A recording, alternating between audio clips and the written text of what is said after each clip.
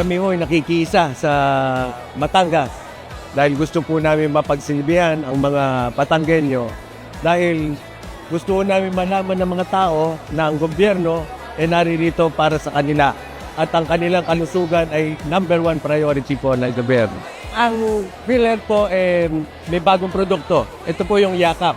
Actually dati po itong konsulta pero naging Yakap. Ang Yakap po para sa mga tao ng mga kababayan po natin, hindi lang po sa Batangas, hindi lang sa Mimaropa, pero po sa buong bansa. So, inaayos po namin. So, ito primary care. Magre-register lang po kayo sa PhilHealth. Una-una dapat membro kayo ng PhilHealth. Pangalawa magre-register po kayo sa Yakap provider na accredited po ng PhilHealth. Doon sa Yakap provider naman po, ang ibibigay po ng Yakap provider libreng konsultasyon, may mga libreng laboratorio, may mga libreng gamot.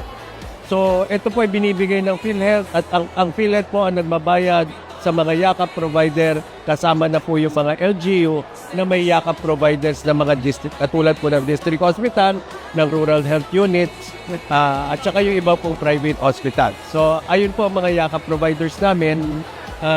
Sana po you take advantage para maiwasan po natin ang sakit. Ang mensahe po namin is mahal po kayo ng Diyos, mahal po kayo ng governor, mahal po din po kayo ng PhilHealth. Alagaan po niyo ang kalusugan niyo dahil marami pa po kayong magagawa para sa ating bayan. Ayun lang po. Maraming salamat po.